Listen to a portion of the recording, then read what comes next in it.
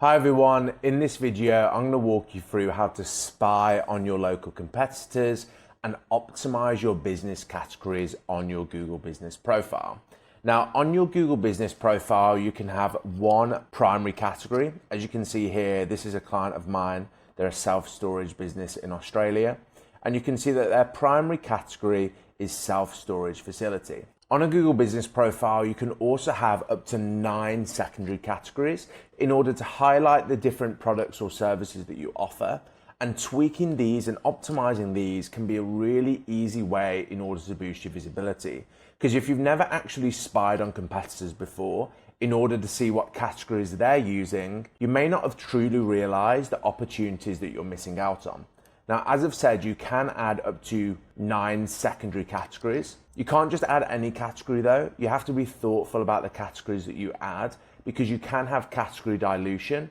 If you've got categories that are completely unrelated to what you do, then unfortunately it can hold you back. However, in this video, I'm going to show you how to spy on competitors so you know exactly what to do. Now, to spy on competitors, all you need to do is head over to our local rank tracking tool.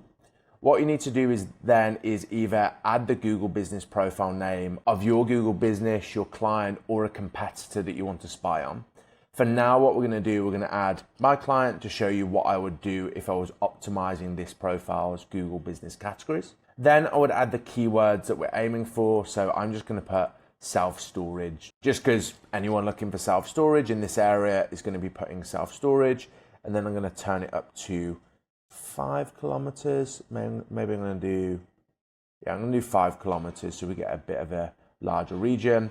And then from there, I'm going to press search keywords. And what SEOSpace Local's keyword rank tracker is going to do now, it sends out virtual people, virtual agents, in order to search that keyword within the radius that you've selected.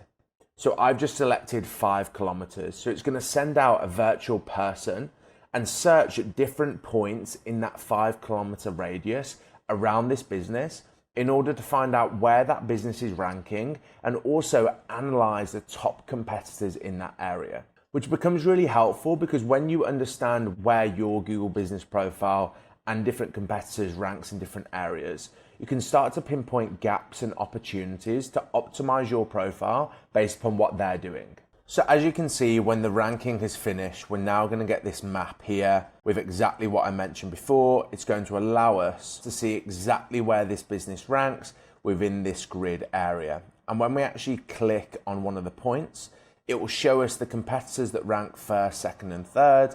And if we go here to click more, we can see data on how many reviews they have, what that average rating is, in order for us to dig deeper to see who we're competing against. Now, when it comes to optimizing your primary and secondary category, what we want to do is scroll all the way down. You'll be able to see the business that you've searched. So this is the business that I've actually searched.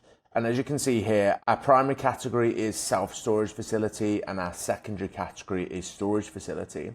But when we actually look at all the different competitors, you'll see that they've got tons of different secondary categories that we're not even taking advantage of. So for example, for this storage land competitor, you'll see that they've got automobile storage facility, boat storage facility, RV storage facility on top of self-storage facility. If this client or you find that you haven't got a secondary category that is actually something that you offer, that is a huge opportunity for you to add, because Google probably didn't know that you offered that product or service. So all you would have to do is go over to the listing manager and add those secondary categories to your profile so that you fill up the gaps that competitors are targeting that you're not. Now, as I've already mentioned, you don't want to dilute your primary category or the secondary categories.